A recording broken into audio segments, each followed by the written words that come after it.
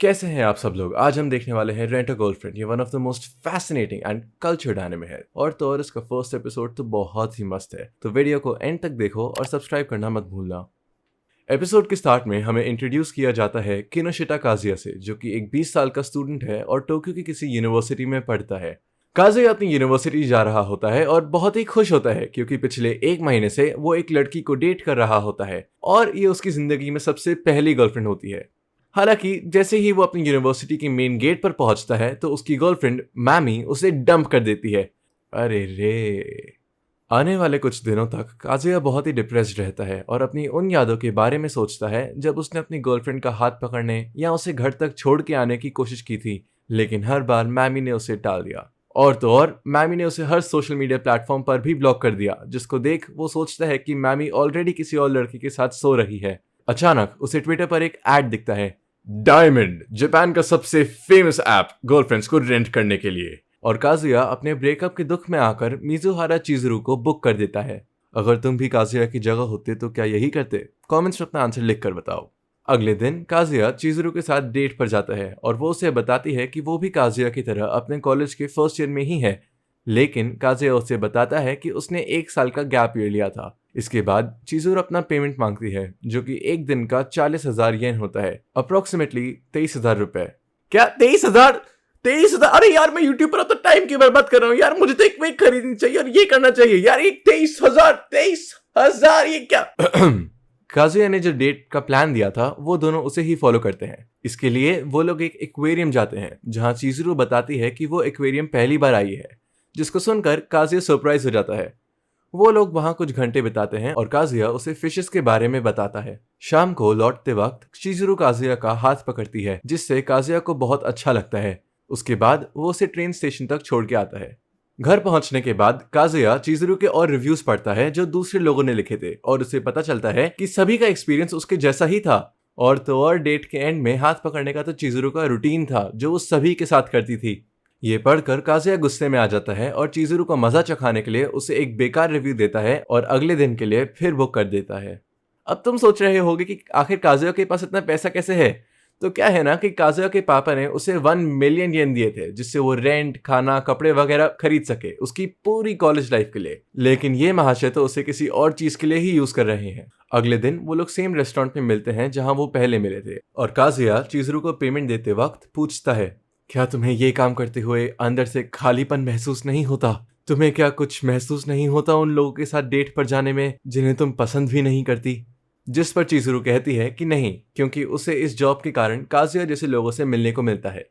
वो same date plan follow करते हैं और उसी एक्वेरियम में वापस जाते हैं। काजुया नोटिस करता है कि चिजुरू ने पिछली डेट के बाद फिशेस के बारे में पढ़ा और याद किया है, लेकिन काजुया और सहन नहीं कर पाता और चिजुरू से पूछता है, क्यों? आखिर तुम जैसी लड़कियां क्यों उन रिलेशनशिप्स में रहती हैं जिनमें तुम्हें लड़का पसंद ही नहीं है? सब लोग काजुया की तरफ देखने लगते हैं, इसीलिए चिजुरू उसे कोई प्राइवेट जगह ले जाती है। उसके बाद चिजुरू गुस्से में काजुया को डांटती है और कहती है, मैं तुम्हारी रेंटल गर्लफ्रेंड हूं और कुछ नहीं। तुमने मुझे बुक किया ऐप के सभी टर्म्स एंड कंडीशंस एक्सेप्ट करने के बाद, और तो और तुमने मुझे 1 स्टार रिव्यू क्यों दिया? मैंने अपनी पिछली डेट में कुछ गलत नहीं किया था और मुझे उससे पहले हमेशा 5 स्टार्स मिल रहे थे। आखिर तुम मेरे काम में क्यों दखल अंदाजी दे रहे हो? अचानक काजुया को एक फोन आता है और उसे पता चलता है कि उसकी ग्रैंड माँ हॉस्पिटलाइज हो गई है। हॉस्पिटल पहुंचने के बाद हम देखते हैं कि काजुया के पेरेंट्स ऑलरेडी उसकी दादी के साथ थे और वो सब काजुया से पूछते हैं कि उसके साथ जो लड़की बैठी है वो कौन है। काजुया बोलता है कि वो उसकी गर्लफ्रेंड है। ये सुनकर सभी लोग शॉक हो जाते हैं और ग्रैंडमा कहती है, डिस्चार्ज डिस्चार्ज, मुझे इसी वक्त डिस्चार्ज करवाओ, मैं एक पार्टी देना चाहती हूँ। किसने सोचा था कि हमारा काजुया फाइनली उसकी लव लाइफ के साइंस दिखाएगा।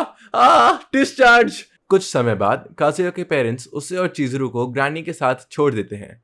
ग्रानी उनसे पूछती है कि क्या उन दोनों ने सेक्स कर लिया, जो सुनकर चिजुरू इम्प्रोवाइज करके बोलती है, क्योंकि काजुया आपके परिवार का सबसे बड़ा बेटा है तो हम आप लोगों की परमिशन का वेट कर रहे थे।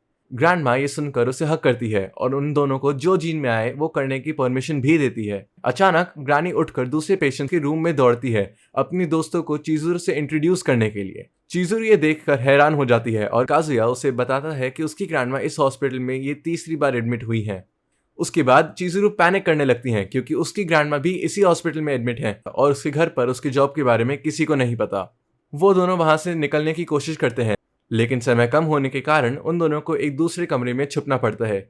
चिजुरू कहती है कि उन दोनों को जल्दी ही कोई रास्ता ढूंढना पड़ेगा वरना वो दोनों पकड़े जाएंगे, जो सुनकर काजुया कहता है तुम सही बोल रही हो, हम ना खिड़की के बाहर कूद जाते हैं।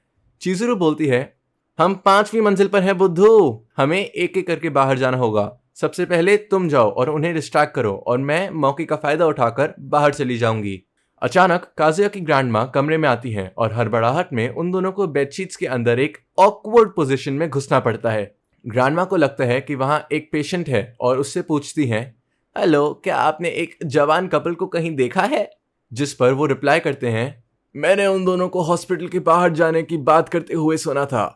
ये सुनकर ग्रानी कमरे से बाहर चली जाती हैं।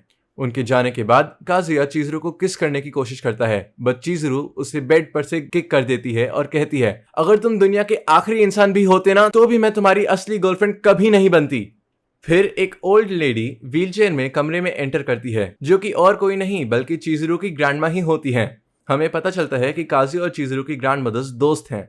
काजुया चिजुरू की रेपुटेशन को खराब ना करते हुए सच बताने की कोशिश करता है, लेकिन चिजुरू उसे टोकर उसकी गर्लफ्रेंड बनने का नाटक जारी रखती है। अंत में वो दोनों हॉस्पिटल के बाहर बेंच पर बैठे हुए होते हैं और काजुया चिजुरू से माफी मांगता है। वो उसे आसानी से माफ कर देती है और सजेस्ट करती है कि वो दोनों उनकी ग्रैंड मदर्स को बोले कि उन्होंने ब्रेकअप कर लिया।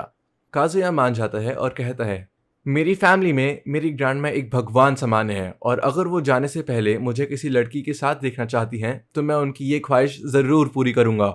मैंने अपनी पिछली गर्लफ्रेंड मैमी से भी ग्रैंडमा को मिलकर आने की रिक्वेस्ट की थी, लेकिन उसने मना कर दिया और मुझसे कुछ दिनों बाद ब्रेकअप भी कर लिया। दुख और अकेलेपन के कारण मैंने तुम्हें बुक करने का सोचा। कितना फालतू हूं ना मैं। चिजुरू उससे कहती है कि दुनिया में ऐसा कोई भी नहीं है जो अकेलापन महसूस नहीं करता, बहुत सारे लोग बस इसे छुपाने में अच्छे होते हैं। वो बोलती है कि मुझे आज के बाद ऐसी किसी डेट पर नहीं जाना, लेकिन अगर तुम अकेले महसूस करो तो तुम मुझे फिर से हायर कर सकते हो। इसके बाद वो दोनों अपने अपने रास्ते जाते हैं और काजुया सोचता है कि वो अब कभी कोई प्रिटेंड डेटिंग वाली साइट को यूज नहीं करेगा और तो और अब उसकी चिजुरू से कभी भी मुलाकात नहीं होगी। चिजुरू के घर पहुंचने के बाद उसे एक नया रिव्यू मिलता है काजुया की तरफ से, जिसमें उसने उससे 5 स्टार्स दिए और उसकी ढेर सारी तारीफ की। अगली मॉर्निंग यूनिवर्सिटी में काजुया उसकी एक्स को उसके नए बॉयफ्रेंड के साथ देखता है, लेकिन उसके दोस्त उसे दिलासा देते हैं। अचानक उसके सामने एक लड़की अपनी किताबें गलती से गिरा देती है और वो काजुया को देखकर हैरान हो जाती है। वो और कोई नहीं बल्कि चिजुरू ही थी। और यहाँ पर हमारा एपिसोड खत्म हो जाता है। Thanks for watching, like and subscribe करना मत भूलना। सी या।